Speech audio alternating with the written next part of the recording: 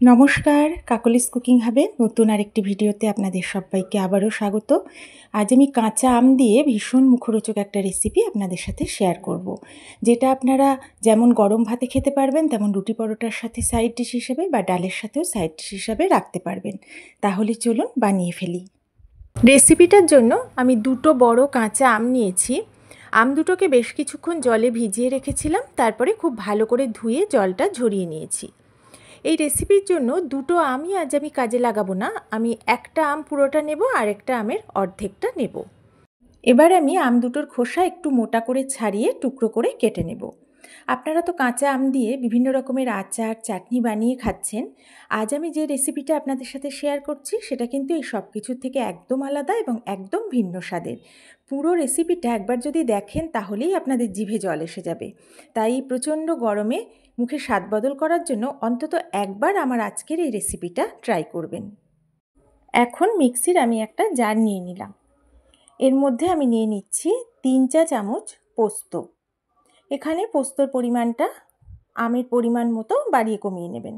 আর দিয়ে দিলাম অল্প করে একটু লবণ। এখন এই শুকনো অবস্থায় মিক্সিতে আমি এটা গুঁড়ো করে নিলাম, তবে একদম মিহি করে কিন্তু গুঁড়ো করিনি।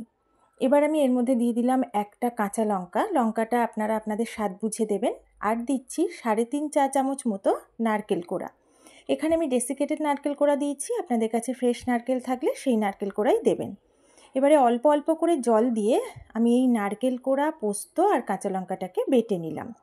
দেখুন কতটা ঘন রয়েছে, জল কিন্তু একদম অল্প দিয়েছি, সেটাই চেষ্টা করবেন। আর এটা একদম মিহি করে আমি বাটিনি, একটু দানা দানা রেখেই এটাকে বাটতে হবে। আবারও একটা মিক্সির জার নিয়ে নিলাম। কেটে রাখা আমের টুকরোগুলো আমি এই জারের মধ্যে নিয়ে নিচ্ছি। এই রেসিপির জন্য আমটা যেন একদম কাঁচা হয়, ভেতরটা যেন হলুদ না হয়ে যায়, সেটা খেয়াল রাখবেন, তাহলেই খেতে ভালো লাগবে। এবারে আমি এর মধ্যে নিয়ে নিচ্ছি একটা কাঁচা লঙ্কা। আপনারা ঝাল বেশি খেলে এখানে কাঁচা লঙ্কার পরিমাণটা বাড়িয়ে দেবেন। এবারে সম্পূর্ণ জল ছাড়া আমি আম আর কাঁচা লঙ্কাটাকে বেটে নিলাম। প্রায় মিহি করে আমি এটাকে বেটে নিয়েছি। এবারে গ্যাস ওভেনে আমি একটা কড়া বসিয়ে দিয়ে কড়াতে দিয়ে দিলাম 2 চা চামচ মতো সর্ষের তেল। তেলটা আমি এখন খুব ভালো করে গরম করে নিচ্ছি। তেল গরম হয়ে যাওয়ার পর আমি ফোড়ন দিচ্ছি 1/2 চা চামচ কালো জিরে আর 1/2 চা চামচ কালো সর্ষে।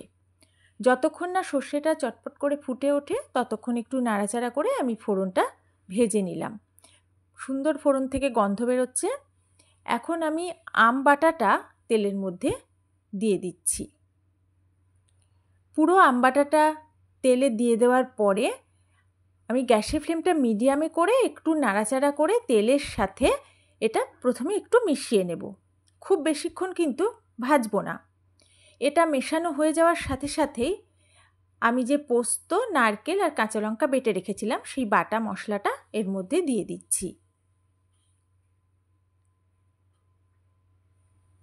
এরপরে আমি লবণটা চেক করে নেব, আর আপনারা যদি মিষ্টি অ্যাড করতে চান এই সময় অ্যাড করে দেবেন।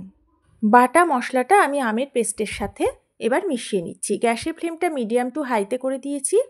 এইভাবেই আমি সমানই নাড়াচাড়া করে 5 মিনিট মতো একটু ভেজে নেব। তার বেশি ভাজার একদমই দরকার নেই, তাই এই সময় টাইমটা একটু খেয়াল করে রান্নাটা করবেন।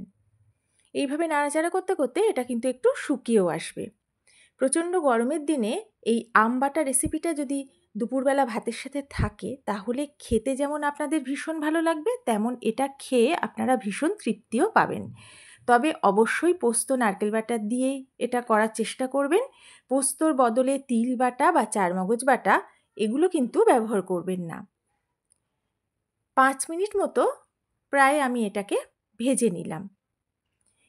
এবারে আমি এর মধ্যে দিয়ে দেব কাঁচা সর্ষের তেল। এই কাঁচা সর্ষের তেলটা শেষে কিন্তু অবশ্যই অ্যাড করবেন। আমি এখানে 2 চা চামচ মতো কাঁচা সর্ষের তেল দিচ্ছি। তেলটা দেওয়ার পরে আমি ভালো করে মিশিয়ে নিচ্ছি। এটা মিশিয়ে নেওয়ার পর 30 থেকে 40 সেকেন্ড একটু নাড়াচাড়া করে নেব। তারপরে আমি গ্যাসের ফ্লেমটা অফ করে দেব। গ্যাসের ফ্লেম অফ করে একটু রাখলেই এটা কিন্তু আরও একটু শুকিয়ে আসবে। অপূর্ব স্বাদের আম বাটা খাওয়ার জন্য একদম রেডি হয়ে গেছে। এই প্রচণ্ড গরমে অবশ্যই একবার এই রেসিপিটা বাড়িতে ট্রাই করবেন। আশা করি আপনাদেরও খুব ভালো লাগবে।